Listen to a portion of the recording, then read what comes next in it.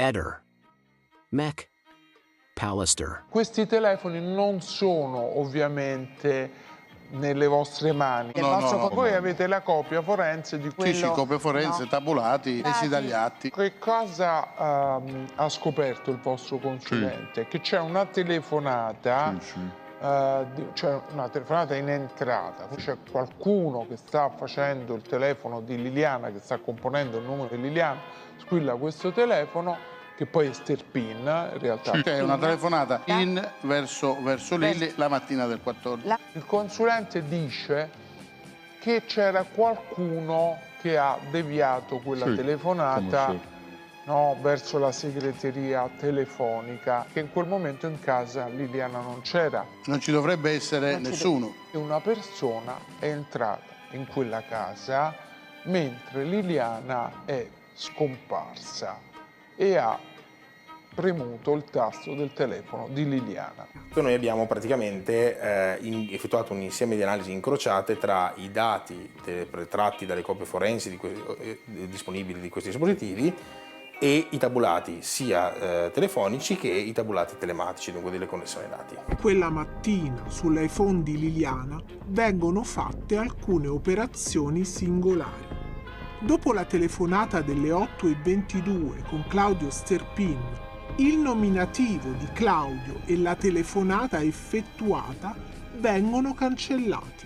Quindi è possibile che Liliana abbia fatto una telefonata con Sterpin e poi abbia cancellato il contatto o abbia cancellato tutto quello che era riferibile a quel contatto. Bisogna anche considerare anche dei tempi, diciamo, umani per poter fare questo, però diciamo, sicuramente la chiamata può essere agevolmente cancellabile. Potrebbe anche essere che anche i contatti precedenti li avesse cancellati in momenti, ad esempio, precedenti. La mattina fa la telefonata e successivamente cancella la traccia della chiamata. Alle 10:56:47 avviene ancora qualcosa di strano. Claudio Sterpin chiama di nuovo e, come risulta dall'analisi dei tabulati, scatta la segreteria telefonica sull'iPhone di Liliana.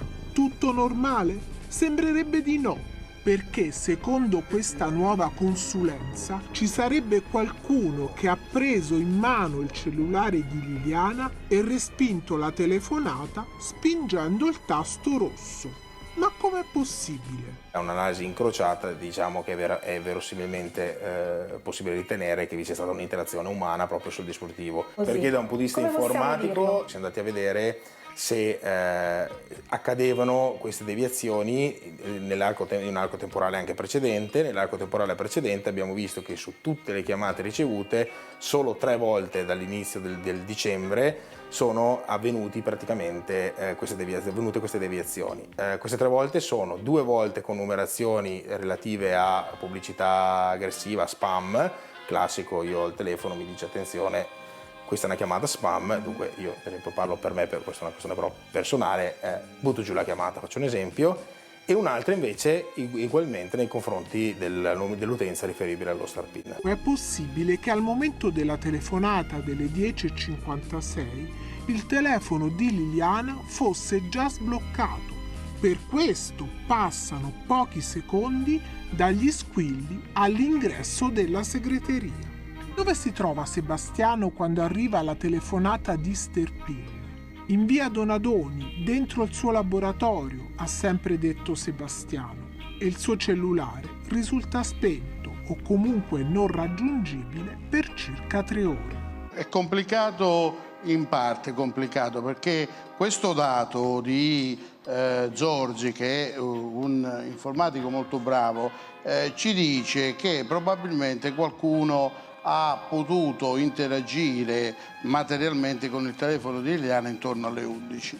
Perché questo? Perché dall'incrocio dei dati tabulati, copie forensi, è venuto fuori che dal 1° dicembre al 14 dicembre del 2021 solo pochissime volte in caso di chiamata senza risposta si è attivata la segreteria telefonica.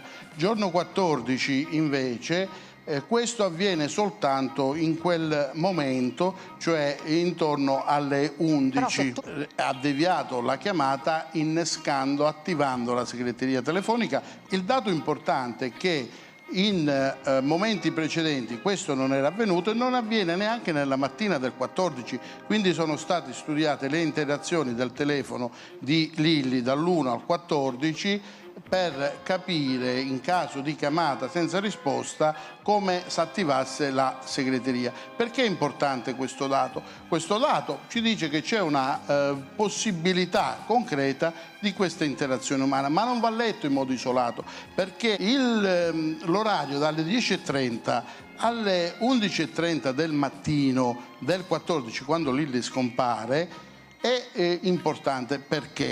Perché Sebastiano è nel suo laboratorio, alle 10:45 si abbassano i consumi, noi abbiamo depositato una consulenza di un ingegnere, la procura c'ha tutto come ha già la memoria di Zorzi, perché noi vogliamo collaborare con la procura e abbiamo dato questo dato. Si abbassano i consumi come se qualcuno uscisse perché diventano irrisori. Io associo un dato. Dobbiamo uscire dalle sabbie mobili della medicina legale, che sono 3 anni che non riesce a dire quando è morta Lilli, sono 3 anni che non ci dice come è morta Lilli, e dobbiamo valutare in questa indagine anche altri dati, perché così si fa un'indagine di matrice indiziaria, mettendo tutto insieme.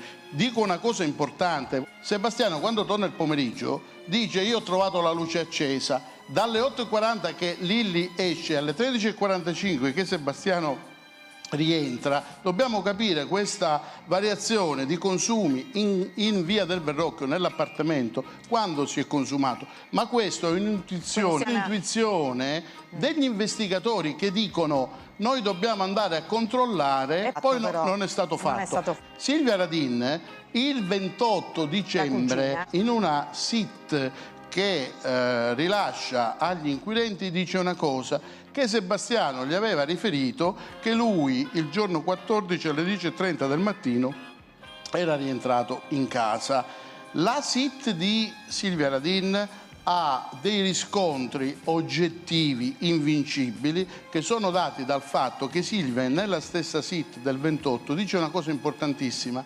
Dice che il marito gli ha riferito nei primi giorni della scomparsa che a casa non c'erano i sacchetti dell'umido. Andiamo nella necessità di uscire dalle sabbie mobili della medicina legale che hanno sviato questa indagine e prendere una visione d'insieme come si conduce un'indagine a matrice indiziaria. Queste sono cose agli atti che l'ha detto lui e l'ha detto anche di fronte al procuratore che è rientrato a mezzogiorno. Capire quando è stata accesa la luce a casa l'aveva detto la polizia, noi non l'abbiamo trovata nei dati, è molto importante. È un'ipotesi di lavoro, concreta possibilità che noi abbiamo portato alla procura, facciamolo insieme. Tra l'altro l'acquisizione del telefonino ai fondi Lilli non è completa. Ehi, non dimenticare di iscriverti a questo canale.